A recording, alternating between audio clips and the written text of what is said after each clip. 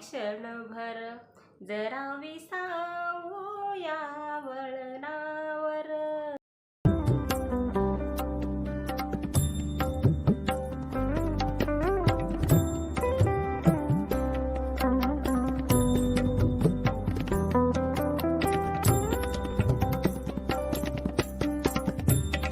श्री स्वामी समर्थ. हाय, hello, नमस्कार. मी पल्लवी आणि तुम्हा सर्वांचे खूप खूप स्वागत आहे मिसेस पल्लवी ब्लॉगमध्ये. स्वामींच्या कृपेने तुमचा आजचा दिवस हा खूप छान आनंदाचा आणि मजेचा जावो ही सदिच्छा आहे. सर्वांना माझ्याकडून तुम्हाला नवीन वर्षाच्या खूप खूप शुभेच्छा आहे. आणि ह्या नवीन वर्षाची सुरुवात जी आहे ती आपली गुरुवारनं झालेली आहे, म्हणजे स्वामींच्या वाराने झालेली आहे. म्हणजेच हे गुरुचं पाठबळ जे आहे ते आपल्याला खूप सर्वांना चांगल्या प्रकारे मिळणार आहे आणि सर्वांच्या जीवनात याच्यामुळे आपल्याला सुख आणि समाधान येणार आहे. आणि आज तुम्हाला मला एक खूप महत्त्वाचं म्हणजे शेअर करायचं आहे.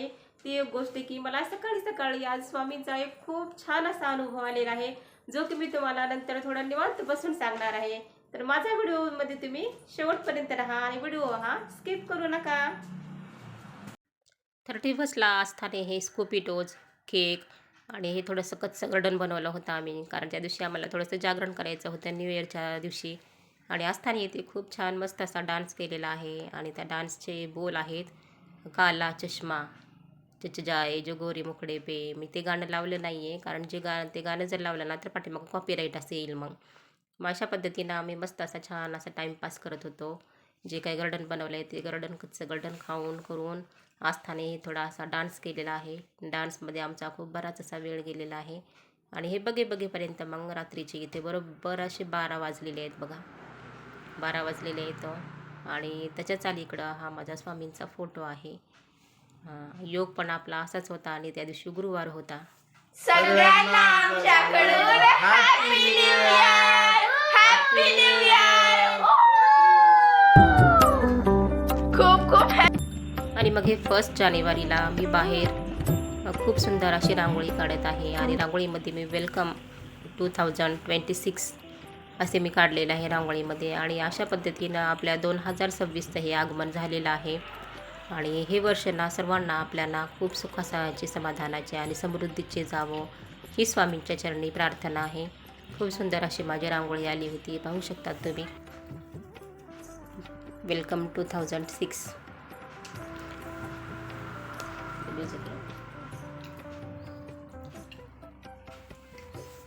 आणि त्या दिवशीच अचानकच गुरुवारचा दिवस पण होता आणि दरवाजामध्ये गाय पण आली होती. गाईचं पण मी इथं हळदी कुंकू लावून करून गाईला मी नैवेद्य बनवलेला होता. जो काही नैवेद्य होता तो नैवेद्य मी गाईला इथे खाऊ घातलेला आहे. आणि त्यानंतर मग लगेच माझी आंघोळ वगैरे केली आणि मी इथं हळदीचे लेपन करत आहे. आपला वार पण हा गुरुवारचा होता आणि गुरुवारच्या दिवशी शुक्रवारच्या दिवशी अमावस्या पौर्णिमा या दिवशी मी हळदीचे लेपन करते. लेपन केल्याने आपल्या घरामध्ये लक्ष्मीचा सतत वास राहतो. अखंड लक्ष्मी आपल्या घरामध्ये नांदते. आणि दरवाजामध्ये असं हे पाणी शिंपडून असं हळदीचं लेपन केलं ना की आपले जे पित्तर असतात ना ते पित्तरांना आपण इथं शांत केल्यासारखं होतं. त्यामुळं का इथे माझं आता हळदीचं लेपन पूर्ण झालेलं आहे. खूप अशी म्हणजे अशा गोष्टी केल्याने बघा तुम्ही आपल्याला घरामध्ये खूप सकारात्मकता वाटते आणि एक निगेटिव्ह एनर्जी आपल्या घराच्या बाहेर जाते आणि पॉझिटिव्ह एनर्जी घरामध्ये येते. आणि ह्या गोष्टी ना म्हणजे जो वार आला का त्या दिवशी नाही केलं का ते मनाला फार हुरहुर वाटते. असं काहीतरी चुकले आणि काहीतरी राहिले असं आपल्याला वाटतं त्या दिवशी. आणि मग अशा पद्धतीनं माझे इथं हळदीचं लेपन पूर्ण झालेलं आहे. त्यानंतर मी लगेच इथं स्वयंपाकाला लागले. स्वयंपाकासाठी काही नाही, माझा साधाच मेनू होता. मस्त अशी मी मसाला वांगी करत आहे. कढईमध्ये आपल्या अद्रक, लसूण, कोथिंबीर, खोबरं याची मी पेस्ट करून घेतली आणि ही पेस्ट मी तेलामध्ये घालून छानपैकी परतून घेऊन फ्राय केलं त्याला आणि तेल सुटेपर्यंत फ्राय करून त्यामध्ये आपली ही स्वच्छ धुवून घेतलेली वांगी मी सोडली. आणि ही भाजी अशी आईना पण खूप आवडते. आणि मग त्या दिवशी मी काही नाही, आपलं मस्त वांग्याची भाजी, गोड म्हणून शिरा केला होता मी, भात लावला होता, सपक वरण, फिकं वरण, साध्या पोळ्या असा माझा बेत होता त्या दिवशीचा. आणि अशा पद्धतीने ते पाहू शकतात माझ्या वांग्याची भाजी ही आता इथे तयार झालेली आहे. आणि त्यानंतर मग लगेच मला पूजा पण करायची होती. आहुंना जायचं होतं लवकर, त्यामुळे मी अगोदर स्वयंपाकच बनवून घेतला. कारण स्वयंपाक बनवून घेऊन ते डब्बा घेऊन गेली लगेच. आणि मग एवढा स्वयंपाक झाला की मी लगेच मग पूजा वगैरे करून घेतली. पूजा माझी झाली आणि त्यानंतर म्हणलं लगेच अगोदर आता आपण इथे नैवेद्य दाखवून घ्यावा. आणि नैवेद्याचं ताट मी इथं स्वामींना इथं आणि सर्व देवांना इथं मी समर्पित केलेलं आहे. नैवेद्यम समर्पयामी, नैवेद्यम समर्पयामी असं 2-3 वेळेस असं मी म्हणते असं नैवेद्य दाखवताना. आणि त्या दिवशीची पूजा पण फुलं हे पण त्या दिवशी दारावर फुलांचा गाडा आला होता, त्याच्यामुळे थोडेसे फुलं का होईना मला भेटले त्या दिवशी 31च्या दिवशी. आणि खूप छान माझी अशी पूजा झालेली आहे, पाहू शकतात तुम्ही इथं.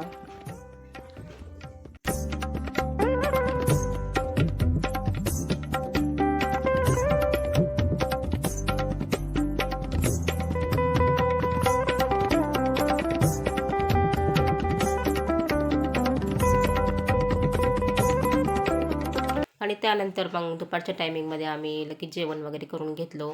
आई बाहेर गेली होती, तिचं थोडंसं काम होतं. येताना आईनं मस्त अशी गरमागरम वडापाव घेऊन आली होती आणि स्वीट म्हणून सोनपापडी घेऊन आली होती. तीच ही सोनपापडी मी टेस्ट करत आहे. आणि आम्हाला तर एक टाईमच जेवण करायचं होतं, कारण दोघींचा पण आईचा आणि माझा गुरुवार होता.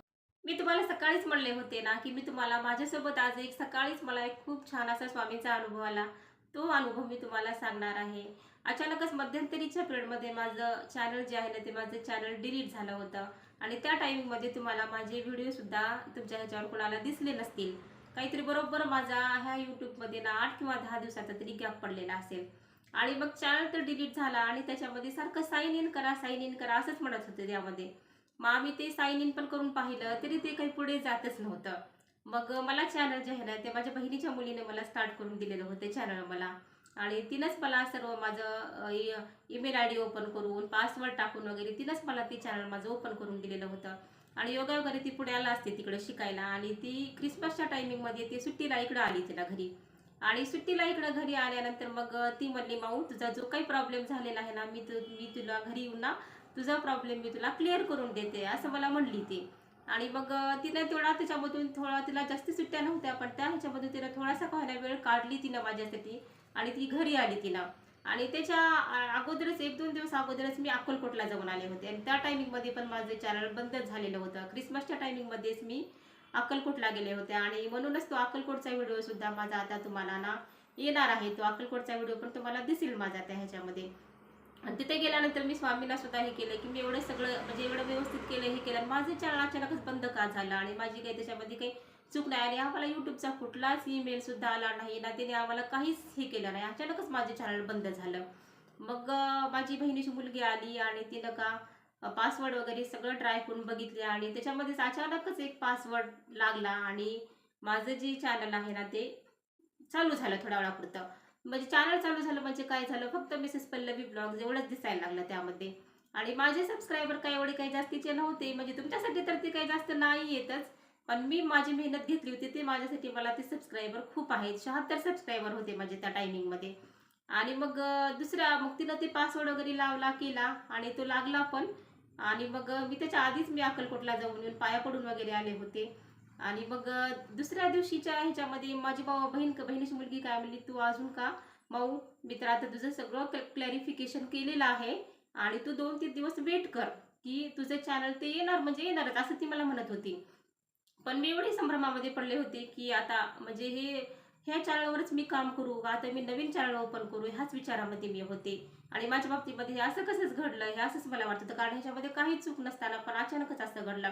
आणि बरोबर 2 दिवसानंतर मग काय झालं फक्त माझे सबस्क्रायबर मात्र मला दिसायला लागले पण माझे व्हिडिओज मात्र त्याच्यामध्ये काहीच आलेले नव्हते ते व्हिडिओज माझे. आणि घरामध्ये पण मग घरामध्ये पण जी मोबाईल आहेत का त्यांच्या ह्याच्यामध्ये माझे व्हिडिओ काहीच दिसत नव्हते. आणि मग आजचा वार आहे तो गुरुवारचा वार आहे.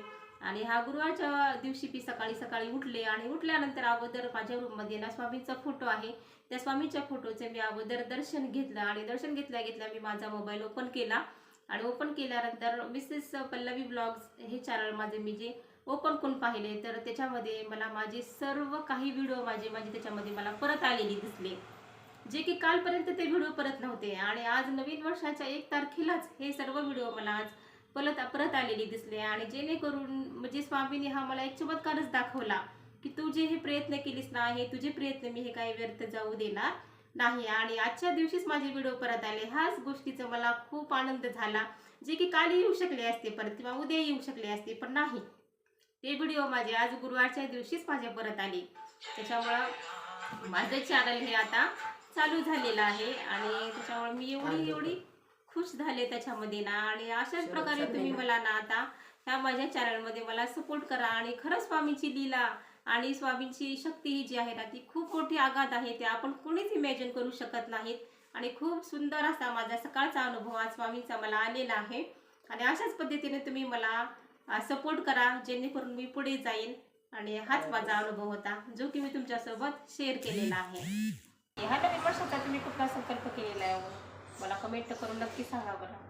मी पण एक संकल्प केलेला आहे आणि तो मी सांगते तुम्हाला की दररोज सकाळी उठल्याबरोबर थोडं वॉक करायचं. म्हणजे बाहेर जाणं हो अथवा न हो वॉकला आपल्याला, पण गच्चीवर तर आपण थोडं वॉक करायचं, अर्धा तास तरी वॉकला द्यायचा. हा मी आता संकल्प केलेला आहे. तुम्ही कुठला संकल्प केलेला आहे तो मला कमेंट करून नक्की सांगा. चला मग माझा आता चहा पण इथे रेडी झालेला आहे. चहा घेतो गरम. आम्ही सर्वांनी मिळून मस्त इथे 5-6 टायमिंगचा इथे चहा घेतलेला आहे. आणि भले बुरे जे घडून गेले विसरून जाऊ सारे क्षणभर, जरा विसावू या वळणावर भले बुरे जे घडून गेले विसरून जाऊ सारे क्षणभर, जरा विसावू या वळणावर तर असंच मला हे गाणं आज म्हणावं वाटलं न्यू इयरचं. आणि हे न्यू इयरचं गाणं हे म्हणजे साजेसं आहे आजच्या ह्या सिच्युएशनला. असाच होता मग आपला हा 1 तारखेचा हॅपी न्यू इयरचा हा आजचा दिवस.